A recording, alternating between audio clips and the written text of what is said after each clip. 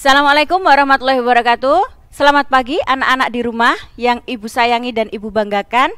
Baik, untuk hari ini Ibu akan melanjutkan tentang materi teks cerita sejarah, yang mana minggu lalu sudah Ibu sampaikan melalui materi mengenai pengertian atau identifikasi dari teks cerita itu sejarah, dan juga tentang struktur teks cerita sejarah itu sendiri.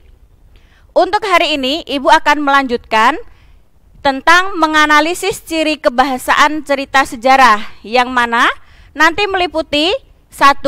Menggunakan kata ganti atau pronomina, 2. Menggunakan kata keterangan, 3. Menggunakan kata kerja material, dan yang keempat, menggunakan kata sambung.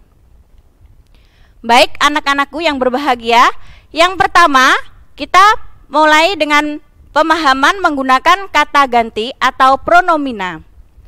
Apa itu kata ganti atau pronomina? Kata ganti atau pronomina adalah suatu jenis kata yang dipakai untuk menggantikan nomina atau frasa nomina. Dalam bahasa Indonesia ada beberapa jenis kata ganti. Yang pertama, ada kata ganti orang. Misalnya, aku, saya, kamu, dia, atau mereka. Yang kedua adalah kata ganti pemilik. Misalnya, ku, mu, nya. Berikutnya, kata ganti petunjuk. Misalnya, ini atau itu. Dan yang terakhir, kata ganti penanya. Misalnya, apa, kapan, siapa, bagaimana, berapa, di mana. Baik, kita buat contoh. Tiang-tiangnya menuding langit yang tebal karena halimun. Kita lanjut yang kedua, menggunakan kata keterangan. Kata keterangan itu sendiri disebut juga adverba, yakni suatu jenis kata yang menunjukkan waktu, peristiwa, kejadian, dan tempat. Ada beberapa jenis kata keterangan, antara lain keterangan waktu, tempat, cara, alat, syarat, dan sebab.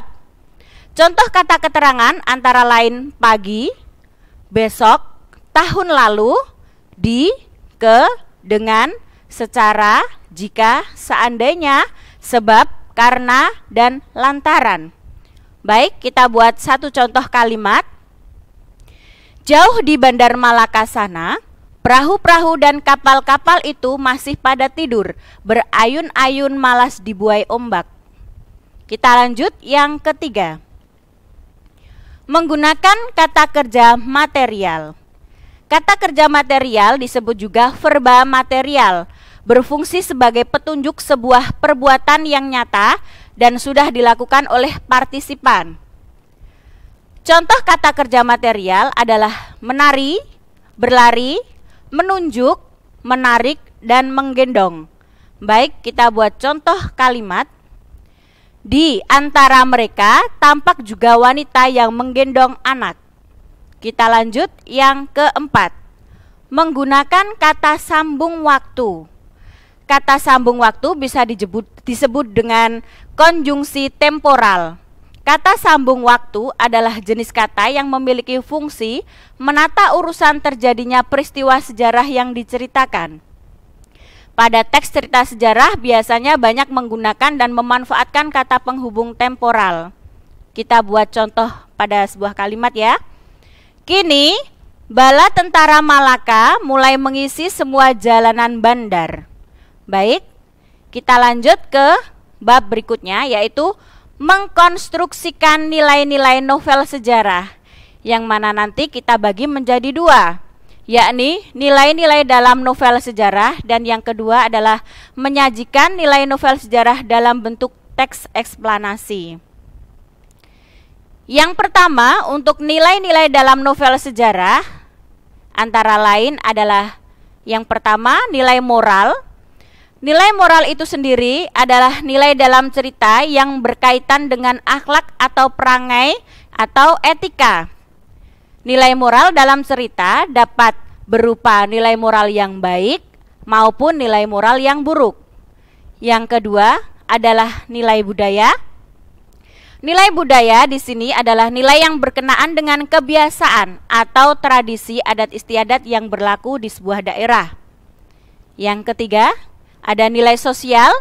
Nilai sosial adalah nilai yang berkenaan dengan tata pergaulan antara individu dan masyarakat. Yang keempat, ada nilai agama. Nilai agama adalah nilai dalam cerita yang berkaitan dengan aturan atau ajaran yang bersumber dari agama tertentu. Dan nilai yang terakhir ada nilai estetis. Nilai estetis di sini merupakan nilai yang berkaitan dengan keindahan, baik keindahan struktur pembangun cerita, fakta cerita, maupun teknik penyajian dalam cerita.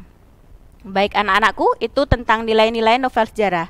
Kita lanjutkan untuk menyajikan nilai novel sejarah tersebut dalam bentuk teks eksplanasi. Teks eksplanasi itu sendiri adalah teks yang memaparkan suatu proses tentang asal-usul proses atau perkembangan suatu fenomena berupa peristiwa sosial atau budaya. Di sini untuk memahami lebih dalam mengenai struktur teks eksplanasi, kita perhatikan yang pertama adalah pernyataan umum, yaitu pernyataan yang berisi tentang suatu topik yang akan dijelaskan, proses keberadaannya, dan proses terjadinya atau proses terbentuknya. Yang kedua adalah urutan sebab akibat. Di sini berisi tentang detail penjelasan proses terjadinya suatu peristiwa yang disajikan secara urut atau bertahap dari yang paling awal sampai yang paling akhir. Dan yang perlu kita perhatikan terakhir, interpretasi berisi tentang simpulan atau pernyataan tentang topik yang telah dijelaskan. Yang terakhir untuk bab ini ada menulis cerita sejarah pribadi. Cara menulis cerita sejarah pribadi, yang pertama kita bisa memilih cerita sejarah dari pengalaman kita. Yang kedua, kita bisa membuat garis besar cerita, yang mana membuat tahapan rangkaian peristiwa sesuai dengan cerita yang terjadi. Yang ketiga, kembangkan garis besar cerita menjadi sebuah cerita. Dalam tahapan ini, kita harus mengembangkan garis besar cerita menjadi kalimat yang jelas.